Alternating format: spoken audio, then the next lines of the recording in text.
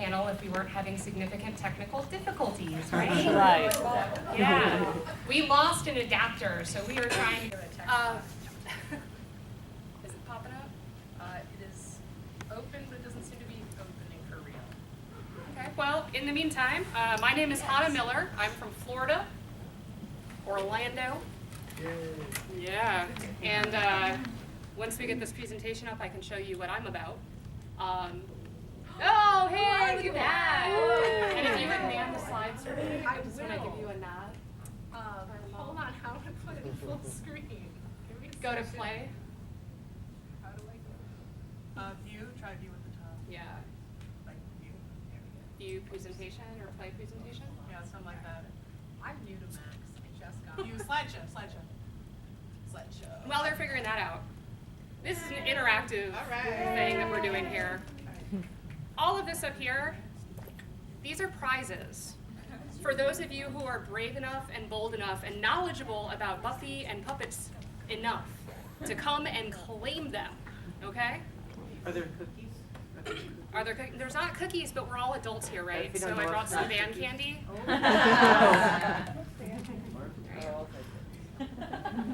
So, let me pop open my copy of this now, and then I can know who I am and tell you. So, What does band candy mean? Oh, why are wow. you here? I was in a band for 10 years. Come on! I'm totally. I'll tell you later, sweetie. Okay, so who am I? I'm Hannah Miller. I am a puppeteer from Central Florida. I work for my bread and butter job. I work for Heather Henson, the daughter of Jim Henson, at her company Ibex Puppetry. We produce original spectacle puppetry works like this. That's some of the stuff that I've built and that I've performed with. We also do sing-alongs. Sing along with the Puppet movie, sing along with Labyrinth, for kind of Rocky Horror style fun experiences. We also used to produce an annual puppet festival in Orlando. I would take over the entire city pretty much every year for like 7 years. I really miss it. We hope to bring it back, but for now it's not where we're at. We also produce films, the Handmade Puppet Dreams film series. These 3 films are all winners of Dragon Con film awards from past years. Handmade Puppet Dreams is a traveling film festival of puppet shorts, and we currently have 6 volumes. We're working on volume 7. Lessons learned by Toby Froud. He was the baby in Labyrinth, Toby. And his parents are the ones who made those amazing goblins and fairies and the beautiful world. He made his own film called Lessons Learned. It is screening here at Dragon Con. If you have the chance to see it, it's awesome. I'm not sure when the next screening is. We missed one this morning, though. Hittori by Raymond Carr, who's a local here in Atlanta. Yeah. Hittori is amazing. That's another short puppet film that is with us in Handmade Puppet Dreams, also screening here at Dragon Con now. The Puppet Slam Network, this is the last thing, I promise, that we do at IBEX. It's a network of independent puppet slams all across the nation, over 160 of them that we connect. We give out over $60,000 in grant money to performers and producers of these events. Of course, Dragon Con has its own puppet slam. Have you guys been? Heard about it earlier. Yeah? Yo, you better go. About it. Get in line. It sells out every year. It's amazing. Locally, Bo Brown also has the Buckin' Puppet Show every month-ish, and it's amazing. If you guys want to know more about any of the stuff that we do at IBEX, I'll have cards out at the end of this. You can grab a card. You can also just message me about Buffy. Some other stuff I do on my own, I work both commercially, stage and screen. These are just a few random screen grabs when I had 2 seconds of internet today that I grabbed of things I've done. The Nativity was on PBS last year. Sydney the Koala from Australian Gold, Suntan Lotion. I've been working with him for 2 years. He's on Hulu in commercials. Science Zone, that's another PBS special. And I've worked with Big Nazo, which is that crazy troll in the center there. And then finally, artsy fartsy wise, I focus on community-driven and installation-based performance art. I've gotten some awards and stuff. I'm a BFA student at the University of Central Florida, go Knights. And I also have a BS in computational mathematics, which has nothing to do with anything. Yes. And finally, I create lowbrow puppet videos with my partner, Jack Fields, in Florida. He is the author of the mighty Harry Potter fanfiction, 30 H's. He also performs a giant monster called Godric. And shut it. I forgot about that. I know, it's crazy. He's like weirdly internet famous. So, okay, one of the things that we did was recently was a video for They Might Be Giants. That's in the top corner there. That's actually airing on DragonCon TV, and it'll also be playing tonight at 1 a.m. Yes, in 1 the a.m. puppet is the screening Atlanta puppet here. stuff. Yeah, in this room. I think we're screening, you know what? We're screening Lessons Learned Then, Toby Proud's film, 1 a.m. And then, you know, these are just some images of some other stuff that we've done. We have a film, Happy Memories, that's distributed on Indie Rain. We're working on some other distro deals that I can't say yet. It's traveling the festival circuit. And we have like a bunch of videos for like Kotaku.com and like other, you know, goofy websites. They pay us next to no money and we give them hundreds of thousands of page views, so yay. Most importantly about me, I'm a freaking like giant Buffy nerd. I don't know about you guys, but this presentation was originally conceived with my friend April Tennyson, who has kindly donated all of the objects here for the prizes.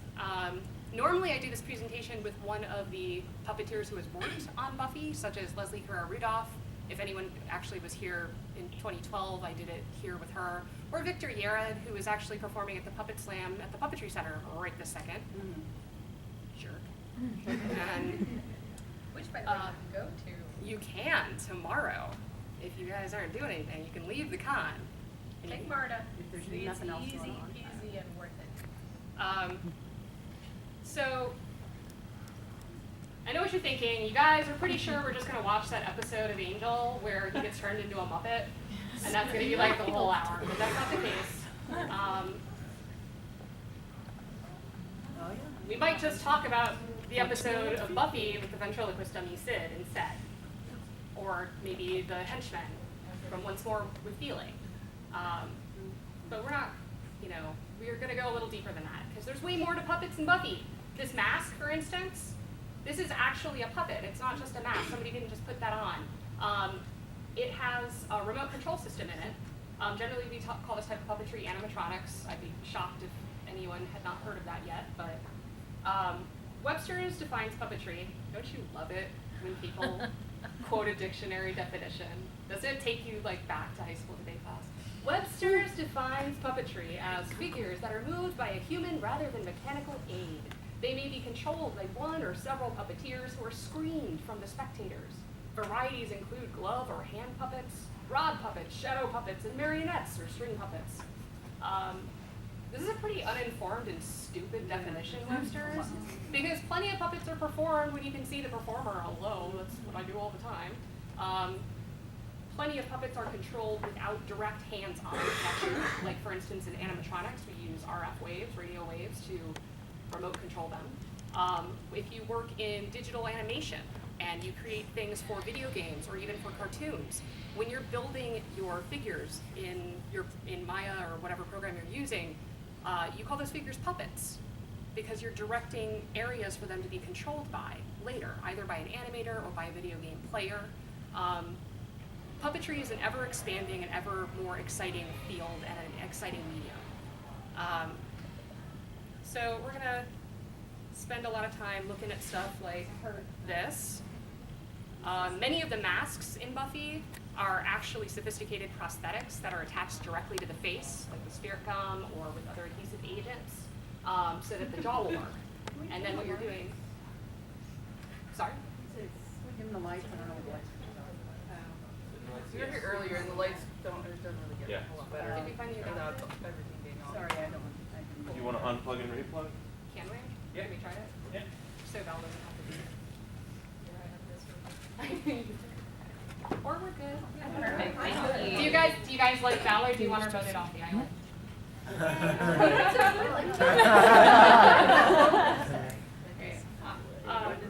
Whatever you guys want. I'm cool. Okay, then we're good. Rather than have that All right. So, when you're thinking about a mask that is actually adheres to a puppeteer's or a performer's face, when you're using a traditional hand puppet, you're doing this. If you have a mask on your face and it's adhesively attached here and here, you're still puppeting. That's still a creature that is not recognized as you. You're still creating a new character. So a lot of the masks are puppetized through makeup in that way, or puppetized through animatronics.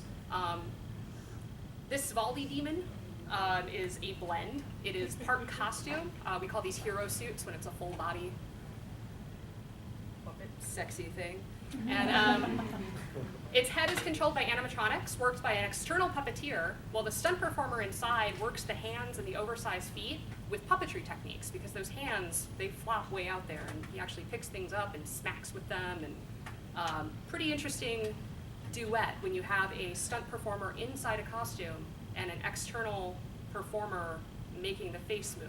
To tie that body language and that facial language together takes a lot of coordination and a lot of thought from the puppeteers. Now, in season 6, as you were, we can actually watch Buffy kick this thing's ass,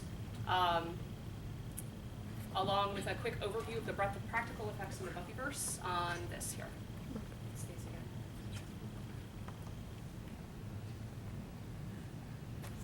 Or maybe not. Go back. You won't play it? It did not play.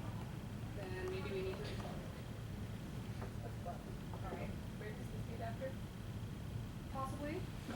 Looks maybe right. Is it a lightning bolt or an MEI? Or something like that. Sorry guys, I failed. I'm not there. This one,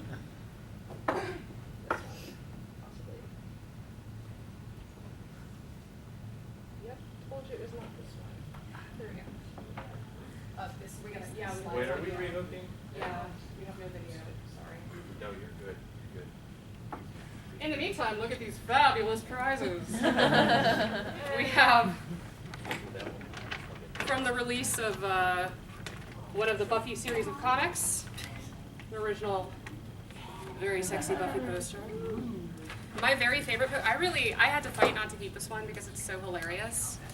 Any of you who do Slash will understand exactly why.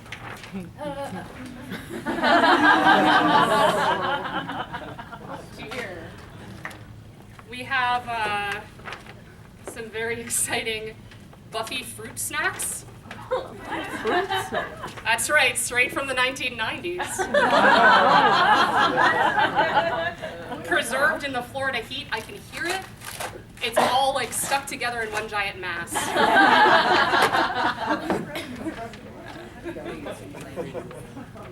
We have Buffy Yearbook, a beautiful compendium.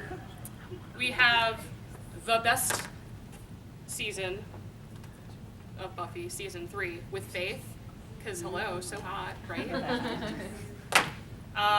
Some Buffy books on philosophy and fiction book. We have the first 4 issues of Angel After the Fall and the first 4 issues of Angel all together. Some Buffy collector cards. Oh, how can I forget? The temporary tattoos. All right, we're plugged up. That sounds weird when I say it like that. I didn't mean it to come out like that. Okay.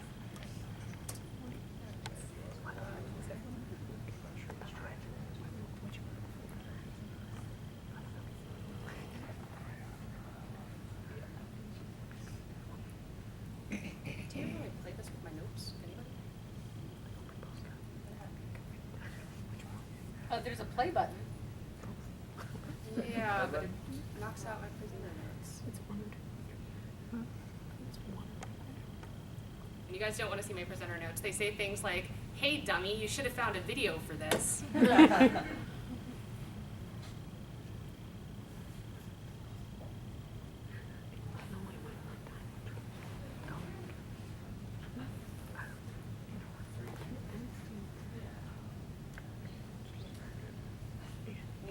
Hey, somebody with one of those fancy phones, can you Google show presenter notes in Keynote for me? That'd be awesome. In the meantime, There goes. do we have sound? We don't.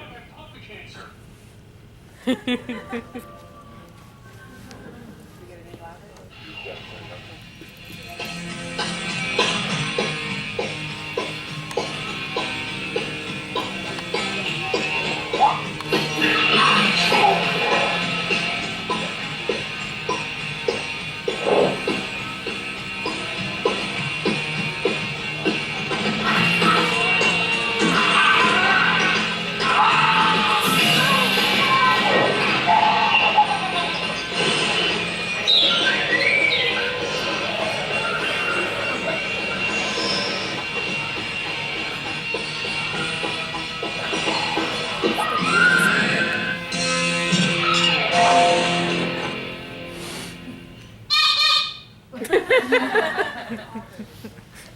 So, there's a lot of freaking puppets in Buffy, right? I didn't even clip in any Angel into that, I don't think. Or no, Yeah, there was a couple. Maybe like first season. But, all right, so, we're gonna mirror my desktop really fast so that we can do this.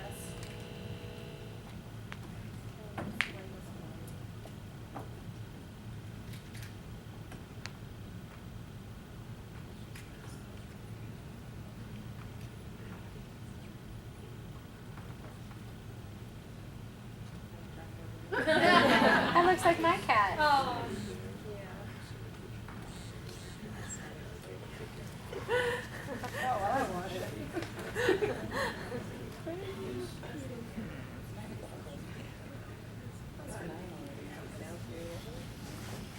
boom! All right, that's awesome. Thank you. So, like, let's just revisit the fact that my first degree is in essentially computer science. Yeah. So, why puppets, Joss Whedon? Why? I'm asked that a lot when I talk about doing this presentation. The Whedon family, or Whedon famously prefers practical effects to special effects. And you'll hear me use that word a lot, practical over special effects. Practical effects just means you can touch it, it's ontological. It's a thing that is happening in the moment when you're filming it. So he says, I don't think it looks good if it doesn't look real. And he's also gone on record many times about the power of having a physical thing to interact with for the actors, rather than like what some people do is they have like a ball. And the actor's like, oh, I'm gonna kill you, ball! And then in post-production, they put like a dragon there. And then the person looks like they're fighting a ball and there's a big dragon and it doesn't really read very well. So Joss doesn't do that. He really wants the puppet there. He wants a thing there. Something that can react and provide feedback, even if it is like a nutty, crazy, monster from Sunnydale. This is a life cast of Buffy creator Joss Whedon's face. It can be seen hanging on the walls of the magic shop in many of the Buffy episodes. Life castings, do you guys know what those are? Yeah, you make them so that you can make a mask that will conform to the face really well, it'll move with the face really well, or a prop that looks exactly like the person. It's kind of a symbol for practical effects. Having Joss Whedon's head as an actual practical effect hanging in the magic shop, he's literally looking over their shoulder, making sure that they're doing this shit right.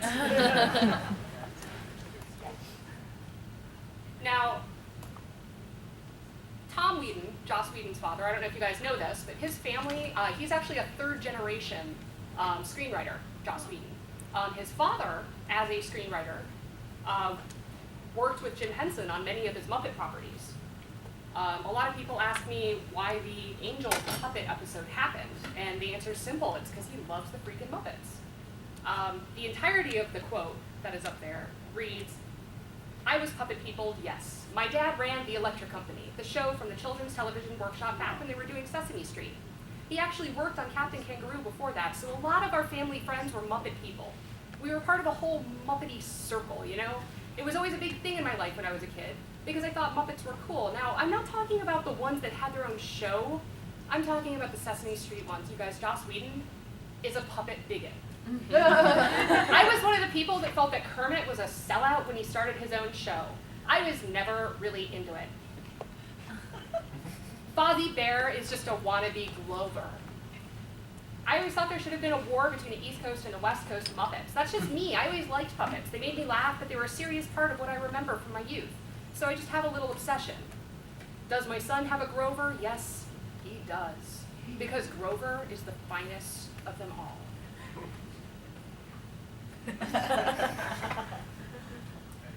A ton of other people associated with the Buffyverse are also associated with the Muppets in various forms. These are just a few of the cast members cavorting with Muppet characters, again, that I could find in like a 2-second Google search because I'm super lazy. Many of the personnel have connections to other Henson properties, like Marcia Schulman, who is the casting director, actually worked on Sesame Street for over 20 years. It was her only job before working with Jaws. So she only had puppet people before that. Writer Jane Espenson, I don't know if many of you heard of her. She worked on the puppet sitcom Dinosaurs. That's where she cut her teeth. So, trivia time. Who's brave? Who wants to try for some trivia? All right, come on up.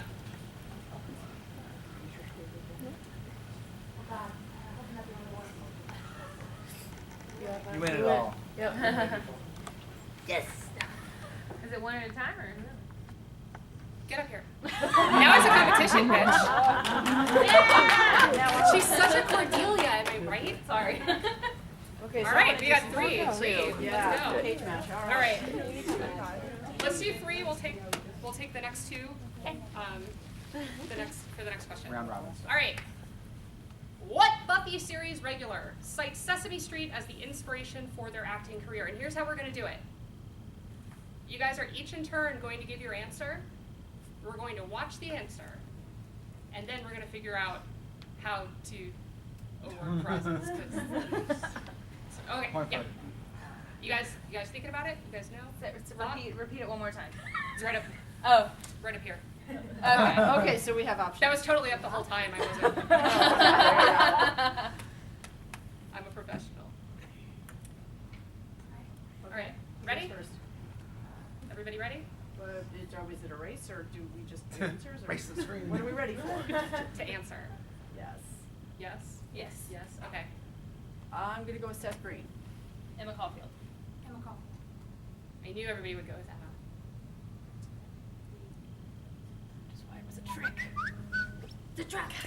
Oh. It's a drop. Oh! Did we lose sound again? The only TV that I watched for a couple of years. It was actually what made me want to be an actor.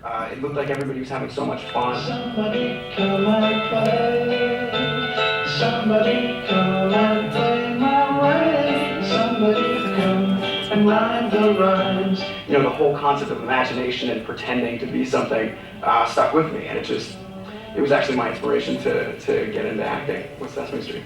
See, he actually looks kind of like a His character is the least Muppety character. Muppet. Oh, I think he's Oh, you should. So Seth actually found his way to Sesame Street in 2004, and that's when he guest starred as Vinny, the delivery man for the Letter of the Month Club, and he was actually kind of pushy. Like, it's weird. He's kind of got this drug dealer vibe. He was also on the celebrity version of Bert and Ernie's Dance Myself to Sleep.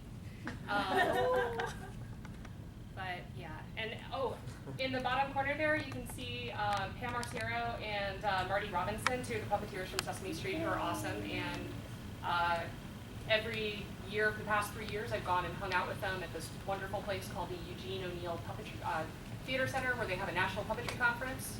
If you have never heard of this and you are interested in puppetry, look into it, find a way to get there, it will change your life. Okay, winner. Woo! Won something awesome. You have. Do you like Angel? I do. Do. All right. Claps for our winners. Cheers for our losers. Well played. Well played. Anyone who plays, if we have gifts left over at the end, anyone who's brave enough to volunteer gets to come up and choose from them. I already carried this crap one way. All right. More trivia! Where are my two? Where are my two who just came up? And one more. That gentleman, the suspenders was first. I'm sorry. We'll get you next one. All right.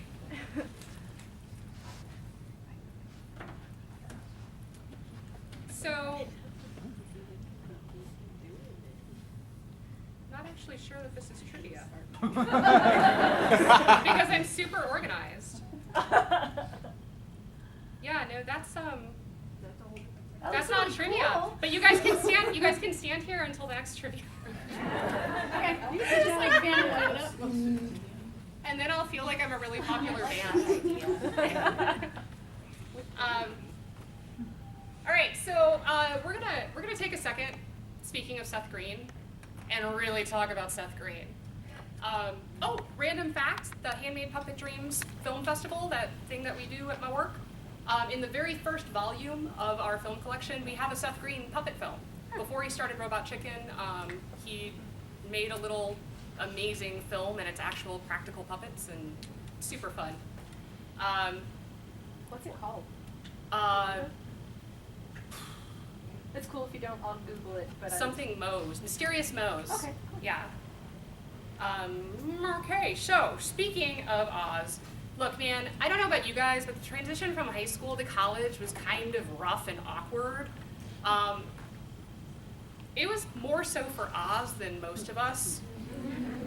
Because once upon a time, he didn't look like a weird, raggedy Chewbacca. Do you guys remember in high school when Oz the werewolf was a badass? Like, in his first transition episode, Phases, and this is the only time he got to be a badass, actually, which is just so sad. Oz became a fearsome beast inside this costume, and it wasn't actually Seth Green in the costume. They had like a really tall stuntman, like playing the werewolf. So not only did Oz transform, but he also like became this giant, which is really hilarious because Seth's like that big. So here is some images of the original Oz werewolf mask as it in its current state of repair, which is not so great. But it's a superbly detailed, beautiful animatronic headpiece. There were only 4 servos in it, which are the little motors that actually move things. So I guess it didn't provide enough motion. And internally, some people were complaining that it was a little stiff looking. But, you know, really? So, how did Oz the Wolf go from a classic monster made with classic practical effects to Chewbacca with a shave? And the answer is pretty interesting, because here, pictured here on the far left is the concept, or right, whatever. Stage directions are hard. That's left. Yeah. Okay, cool. Thanks for the reassurance. I really need that validation. No, I'm serious. That sounds so the concept is pretty sexy. The original animatronic housing, this was their first pass at, you know, figuring out how to shape it so that they could put in animatronics. And that housing actually has room for 8 servos, which is a lot of motion in there, a lot of different directions, a lot of motion. And then there's the, you know, one of the fursuits that they were building, and this is all built by an effects company that's mostly a fabrication studio called Stumptown, and they were working with the Buffy and Angel primary makeup house, which is called Optic Nerve, and Optic Nerve outsourced it to them because at the time there was so much internal conflict between the makeup people, the SFX people, the money people. So Drew Goddard is the name of the gentleman who developed the original werewolf design, but unfortunately for him, the lycanthrope featured in the series never reflected his vision, not even at the start. He never considered it to come anywhere near his original concepts. So there's a lot of drama behind this. If you dig through any magazines or if you talk to any of the professionals that worked on the show, they will go on for ages about the Oz problem. Special effects specialist David Anderson, who assisted Drew Goddard in developing FX for Buffy, and partnered with him again to create the werewolf for Whedon's Cabin in the Woods. If you look at the werewolf in Cabin in the Woods, it looks hella like the original Oz. He's not afraid to name names and place blame for the wacky Wookiee wolves. He said, I think something like Buffy, one of the reasons they ended up with a big hairy possum is you can get too many cooks in the kitchen with too many ideas and too many egos standing there. But I knew where my place was. I would stand there with Drew and Constantine and Norman Cabrera, knowing I was 4th on the list. So I only threw in my 2 cents when I absolutely felt it was important. It really kind of shows the frustration behind the scenes working on a production that was not properly funded. They had these beautiful ideas that they weren't given the money or the time to come close to realizing. And I actually have a ton of information on this stuff if anyone actually is interested in the processes that were used. I have some scans of some old articles and things like that, and you can email me and I'll send them to you. I love sharing that information. And of course, the quote on the screen is from John Furlich, who worked with Optic Nerve, basically on the other side of the fence against David Anderson and Drew Goddard, who were special effects designers. So interesting that both of them agree that there was major failure. So in this clip, we're going to see the original animatronic mask in motion. So you can see for yourself and decide if you think the servos weren't moving enough. For the transformation and then the effects team led by this guy, Lonnie Perister, who oversaw the digital effects for Buffy with his company Digital Magic at the time. It's now called Radium. And he actually used the entire period that Buffy was on the air. He was using the money from that to reorganize his studio and put himself in control and rename it, which is why there are so many digital effects. And if you listen to any commentaries on the episodes, you'll hear crazy high costs quoted for the digital effects. Like dusting a vampire, $5,000 every time they dust a vampire. And it's because Lonnie Perister was taking all that money and using it on something else. So he was a lot of times, he was the force behind nixing practical effects in favor of digital effects. So he decided to use a CGI morph to try and marry the animatronic head over the top of the stuntman's face to Oz's face. Doesn't work out so well.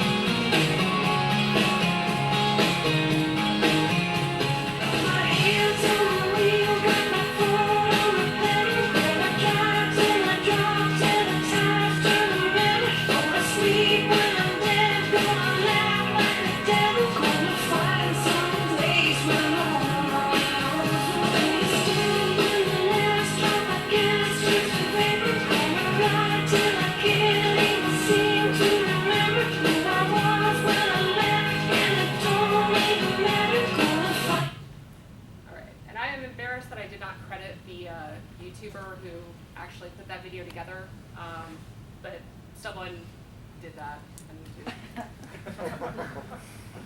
I feel bad for not crediting him. I feel less bad for pointing out that that is not my fault. I didn't make that. Okay, so speaking of bad CGI morphs, overwhelming practical puppet effects.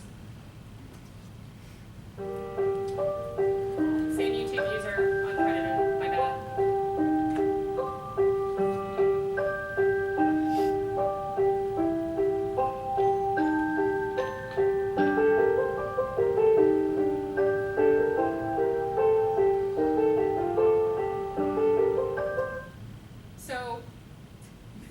You guys didn't know that underneath all of that, like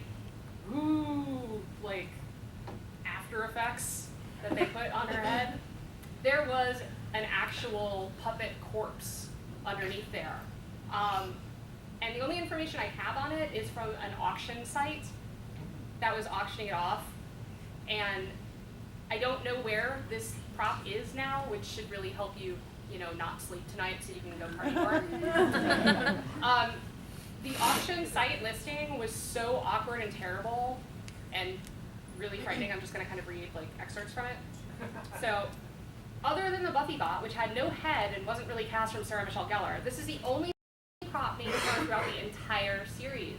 Prominently screen used in the pilot episode of season 6. Top quality full lace matte wig and a creepy black dress. the seller then suggests that you could actually take the dress and the wig off her and wear it as a Halloween costume. Because that's not creepy. And that seems like a good use of $8,000. There are animatronics in the head, but I am unsure what they do. There is no left forearm, but I don't think there ever was based on the shooting angles from the right side.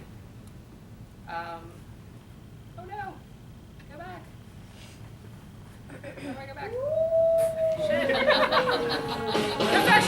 Professional! All right, here we go. Hooray. You guys are so impressed with me right now. Feel it. So not only is she like horrifically creepy, but she's also like an amputee. And the final line in the auction was, "This has been stored in a body bag, then a real all-wood coffin since leaving the set."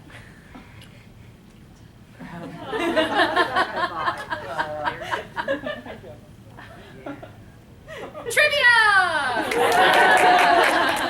All right, come on up.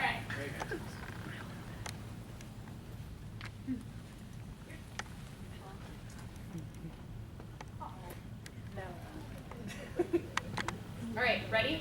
1, 2, 3, answer. There's no.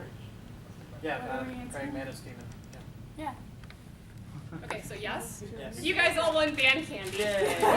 You remember her. Don't eat it here. I don't want to see that. That's why I'm a fan. Alright. Oh, it's band. Band candy. Band. With 2 N's and an ED.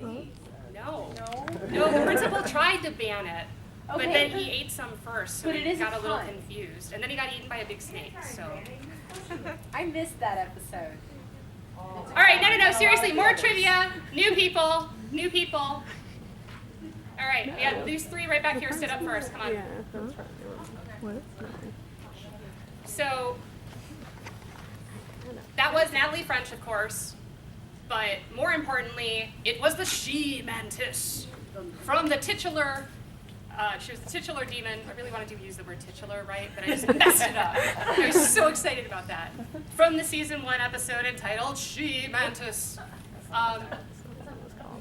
It isn't? Teacher's pet. Oh, Teacher's Pet. Yes. Oh, that's so dumb. I would just call it She-Mantis. I didn't want to know that. I'm sorry. Get out. Wait. No, take a temporary tattoo. Take a temporary tattoo. So, this is one of the most beautiful puppet constructions, I think, from the 90s, particularly in TV, particularly in the tiny budget that they had in the first season of Buffy. And it was built by Optic Nerve Studios. This is not a hero suit in any way. It's just a gigantic puppet, controlled entirely externally, mostly with rods. And you'd never know from the darkness of the shots that they put in the episode. But what is really important, quizzers, where else have you seen this puppet?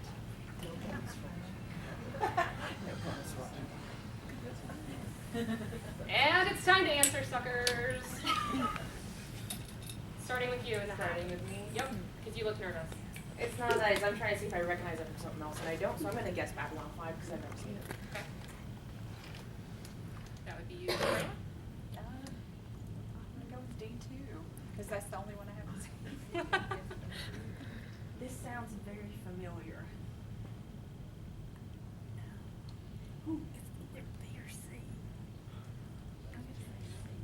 You're going with C? Okay. There is actually a beautiful bug puppet in Angel that I think is also, it's the second most beautiful demon, I think. Did not clip it out because I can't find any information about his provenance, but Fred's parents helped her kill it. Oh, I know that now. That freaking bug, am I right? Yes. Okay, so the answer. Babylon 5. The one I don't know. All right, I was so like, I'd recognize it if it was another Buffy or Angel one. the she-mantis puppet is actually a reuse of a Nagrath prop from the first season of Babylon 5. They actually, Optic Nerve, the special effects company, was actually working both shows at the same time, and they were cutting every corner they could because Buffy gave them no money. They had it. Yeah, yeah. So recently, on an auction site, 3 mantis heads popped up. And one of them has blue eyes, one of them has red eyes, and one of them has gold eyes. The gold-eyed one was obviously from Buffy with the gold eyes. Here in Babylon 5, you can see there were blue eyes, and then there's this red-eyed one that nobody knows what it was or why it was made. And thinking about how much it costs to make these, you know, you wouldn't really make one without a reason. So there might be a third place that this puppet was used that we just haven't found yet. Or it could be that they were playing with lighting effects. Maybe blue eyes didn't look good in that warm environment. Anyway, Optic Nerve was also given instructions by production to basically destroy everything that they made after use because they didn't want it going into the secondary market. Sucks for us, sucks for information keeping because the people that were building these puppets did not keep records of what they were making at the time really. And they were so busy, it's not like they can just remember it. And without the object around, you can't look at it and figure out how it was done. So, season 1 in particular had a very tight budget. There's a demon at the end of the puppet show, which is Sid, the little ventriloquist. The demon that he's actually hunting, that's stealing all the organs at the end, is actually just a repainted hero suit from a really bad B thing called Castle Freak. So, okay, prize time! Sorry, loser. I'm so nice about it. All right, so do you like Buffy? Or do you I own that book. I don't own this book. Thank you. the Angel comics? All right, woo, good job. Look at how enthusiastic I am. Woo. Winners. Woo. More trivia. Who wants stuff? Anybody else? All right.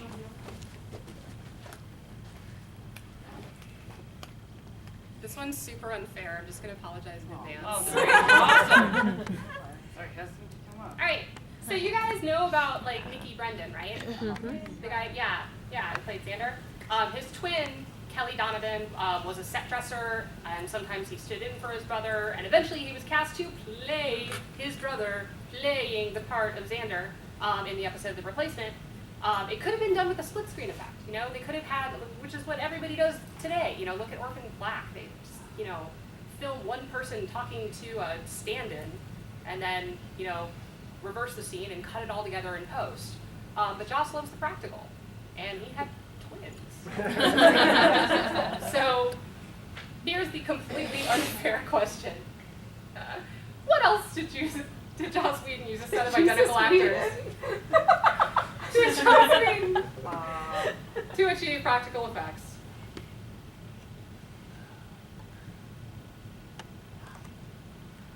I should show you my presenter notes on this. It says, "This is lame, Hannah. Do better next time." Okay, answers, starting with you.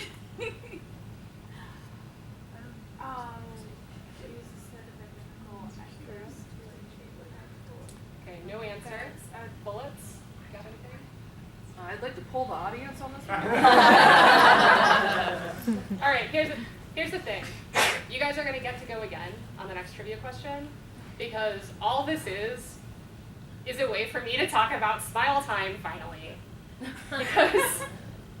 Because I couldn't figure out a better transition. Oh.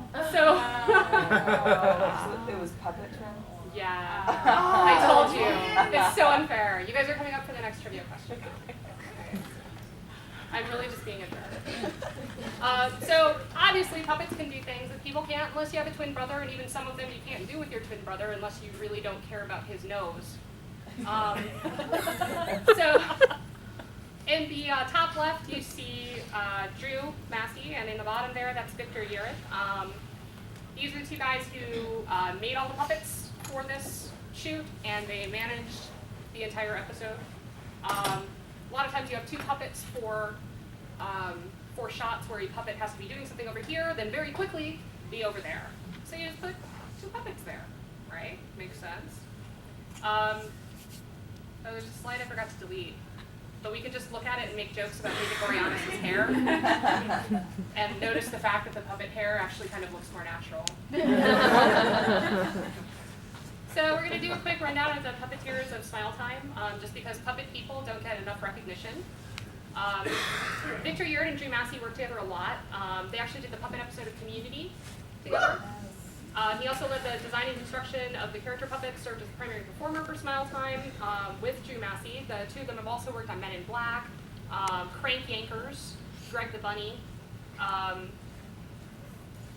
Alice Dinian. In the episode in season 6 when Buffy's trapped in the recurring trouble of the magic shop with the mummy hand, that mummy hand, that's Alice's hand. Yeah. So she's been actually in a lot of episodes of Buffy and Angel, including Smile Time, and she works on Sesame Street, and she worked on a Muppet Show, Men in Black 2, and Bear in the Big Blue House. Tim Blaney, this man was Johnny Five. Julianne Wisher. She's worked on Sesame Street and the Muppets, but most uniquely, she serves as a voice actress for the character Anko Midarashi on Naruto. I don't actually watch Naruto, but I hear that that's a cool character. She's a nice lady. And Leslie Kura Rudolph. Leslie is an amazing human being.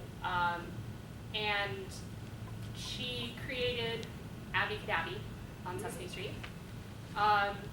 She also plays Ginger on Johnny and the Sprites. Her stage work is phenomenal, and she's actually on tour right now. If she happens to be touring through your city, you need to drop everything that you're doing and go see her show. Oh yeah, she was in Forgetting Sterile Marshall, and of course Smile Time. And Leslie is the one who gave me all of these behind-the-scene pictures,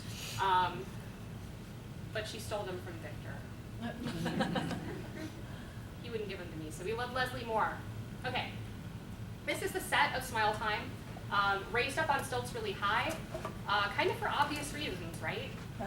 Because, like, why would a puppet need a floor? A puppet needs, like, a hole to stick their puppeteer in. And you can see 2 puppeteers in the doghouse there working together. Here's Flora and Polo hanging out on set. Here's Julianne and Alice with Victor assisting. You see there are like a lot of ladders and a lot of different leveling devices behind the stage because all of them are very different heights. In fact, Alice is super crazy tall. And everybody else is like kind of really crazy short. Puppeteers get really, really close together on set. You can't be shy. You shouldn't have a problem with giving a lap dance to a fellow puppeteer while you're working. And you shouldn't be afraid to get your puppets close together either. So those are the puppets making out in between takes. Here's Tim Blaney as Risho Hornblower. You can see, I always thought it was cool to see him opened up and see how you actually got inside him, was through the front. And here's Leslie hanging out with Risho. And, you know, poor Tim, he couldn't have shoes on the set when he was Risho because he would have to get in and out of the costumes. It was so heavy and it was so hot and he had to get in and out of it so fast. So, like, if he kept shoes on, to constantly, like, take them off, put them back on, yeah. So he stepped on a lot of things. Where are my abused? Yeah, my abused relations here. Be nicer this time. I will be. This one's fun. You guys, are you guys afraid of snakes? Okay, then we're cool. Okay.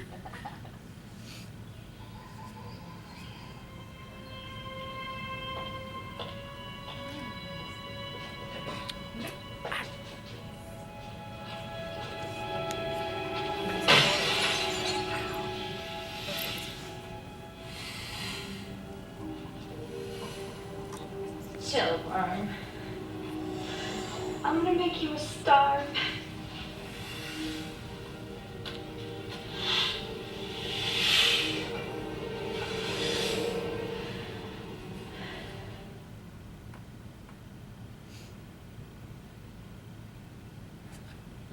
It's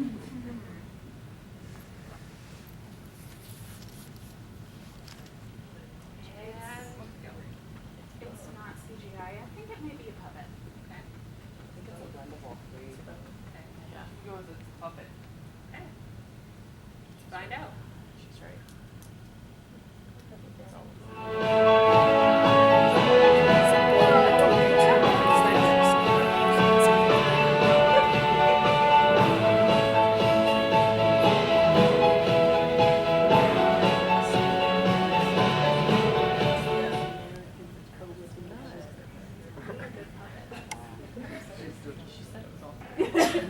So I didn't add that music. The fabrication studio, Animal Makers, who created the Cobra, put that music on there, I swear. And there's like 5 straight minutes of like that snake wobbling around with like the very disinterested puppeteer like pumping that hydraulic control. That snake is just licking the air. Rule 34 is totally a thing for everything. So, some quick fun facts before prizes.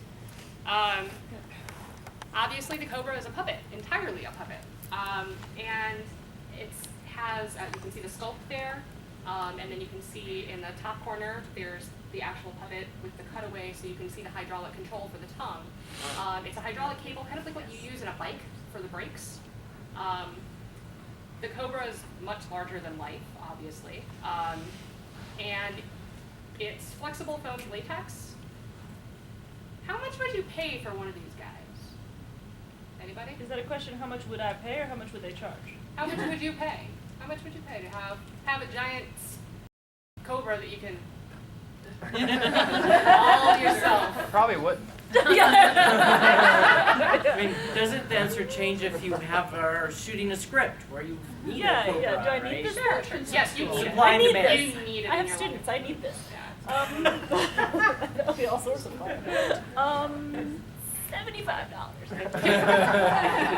So, okay, so we're somewhere in between $75 and $7,500 at $1,881, which is actually a pretty solid low price for a functional puppet of this nature. But there's also, they also sell polyfoam duplicates for $250. So you can have like essentially a rubber snake, like a really big fancy one, but just like a rubber snake for $250. But it'll look just So- like Lori's Cobra. It wasn't made for the show technically. Yes, it was, actually but was, you but then can they buy other resell. ones. Okay. They resell them. They keep a library of their puppets, and a lot of FX studios will do that if they're allowed to. Like we talked about earlier, Optic Nerve was told to destroy all the things that they made because they were working under exclusive contract on Babylon 5 and on Buffy at the time. But studios like this, you know, they make them on demand and then they keep them around and, you know, hope that someone will happen to need a Cobra. Make some more money. Yeah. So, all right. Is that what those lower pictures is? Yeah. Those are the duplicates in the lower. Sorry. Okay. All right. Prize winners, come to me. Come forth and select your beautiful gifts. I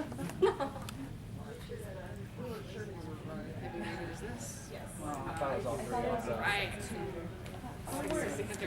Yeah. Okay.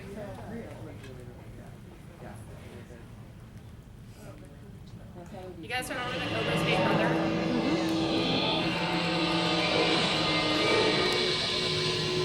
That's real. Get it away from me. More contestants. I need 2 contestants. Dose. 2. Anybody want to win something? I don't even care if you've done it before. I still got crap and I don't want to take it home. Come on up. 2. Doesn't fall behind Buffy stuff.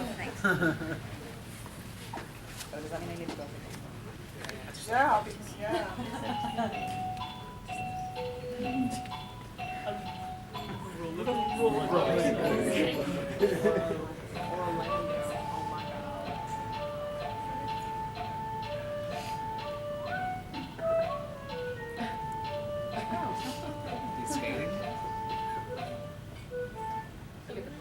So, what is it?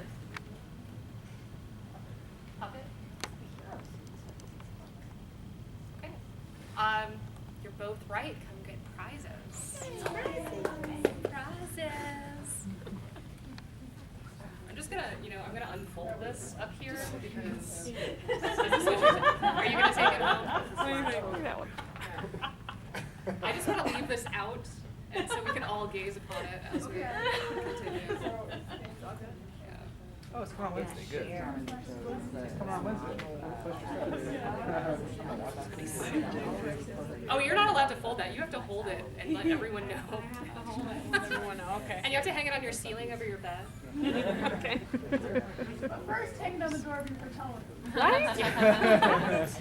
It will get. All right, so the snake is a puppet, animatronics inside a hero suit, but you can tell from that little video clip, clearly there was nobody inside the suit several times, and they used it just as an entire puppet. Like that really awkward scene where he like turns in front of the carousel. Other than that, it's a pretty beautiful job. There was CGI on the eyes a little bit in post, obviously, but the tongue comes out of the hole in the front of the mouth, controlled by pneumatic air, kind of almost exactly like his little brother. This clip of the snake slithering at high speed over the landscape is done entirely puppet. They just recorded it slower motion and then sped up the tape. So the director on the episode was Daniel Adias. He was the second AD on E.T. So he's actually worked with puppets a lot before. That's super, super important because a lot of times as a professional puppeteer, when you're working with directors, they may have never worked with puppets before. Buy me a drink and ask me about that, and I'll tell you some horror stories sometime. I'm just going to leave this here for a second.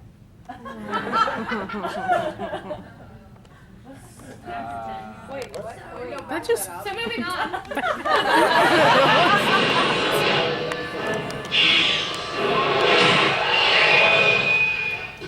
Interestingly, this demon exists both as a puppet and a purely computer-generated animation. Also, I'm pretty sure that the situation to make me a snake demon. Trivia! I have 3 more things to give away. So, I think I need 2 contestants. Dose. Failed so hard last Both of you. Brother against brother, lover against lover. I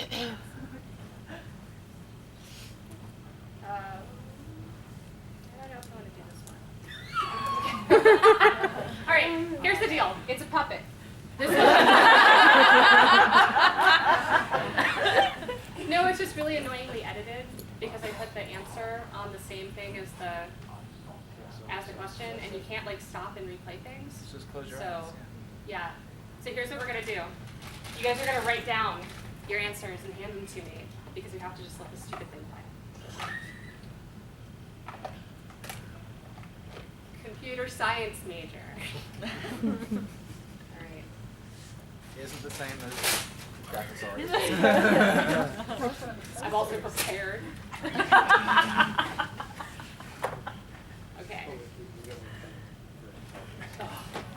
God, complain about every self-promote. All right. Why am I holding your phone?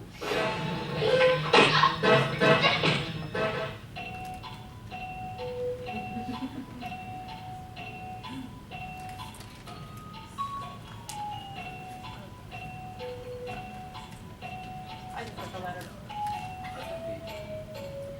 I think the whole song plays too, which is very special. So if you guys want to have a dance party, I'll be sad. I don't really.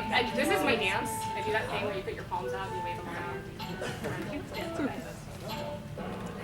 right.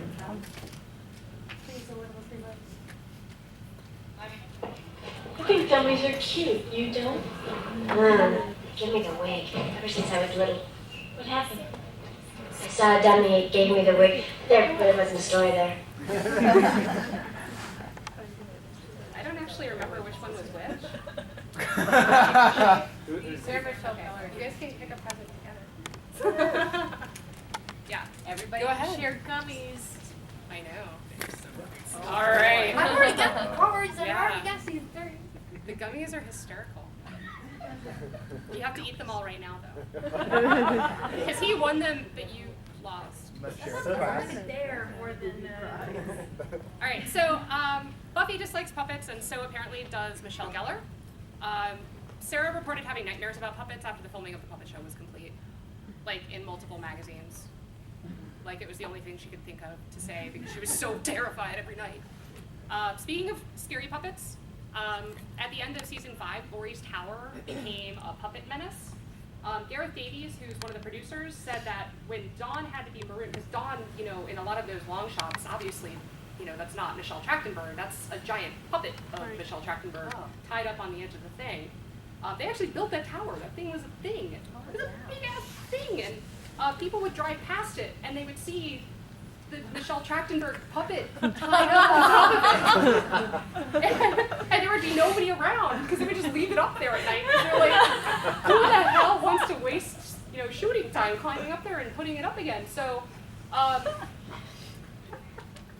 the wind would blow, and, you know, it would make her move, and people would freak out. And, yeah, so eventually they had to finish up all their shots like 3 days ahead of schedule, because they kept like being terrified that they would get, you know, cited for causing a menace, because people were calling and saying, "There's a girl on top of this freaky tower." Death was her real gift. Okay, so there's more than just goofy Muppetry influencing Buffy, though. Incorporated into the sets of many of the locations, especially those frequented by Giles. You can see that's him in his apartment in the top, and him in the magic shop in the bottom there. You see Balinese Wayang Kali and Wayang Golek puppets. Of course, you guys know what those are, right? Yeah. So I totally don't have to explain that. They're Shadow and Rod puppets, respectively. The Wayang Golek is the wooden rod one, and the Wayang Kali is the shadow puppet there.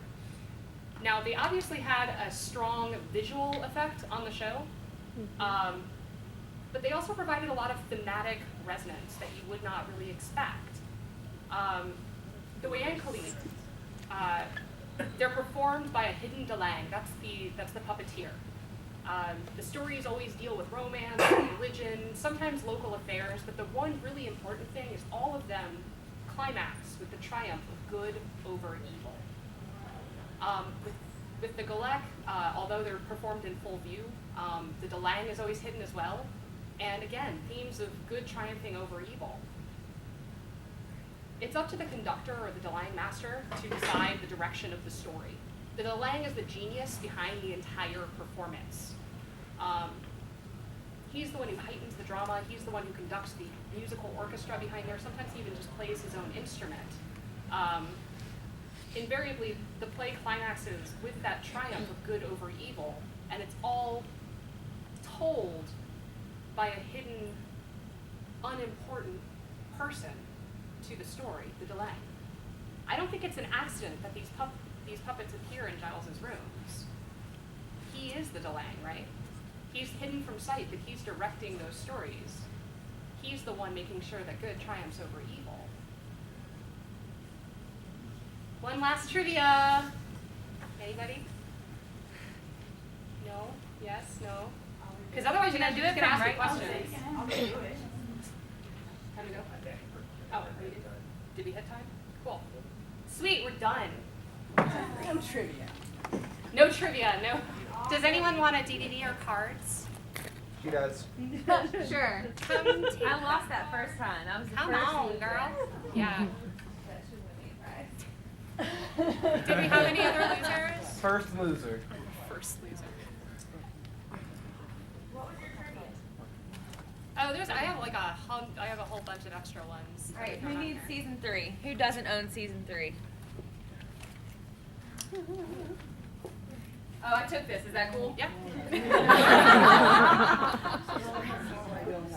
What are we gonna watch? All right, thanks for coming, everybody. I hope you liked it.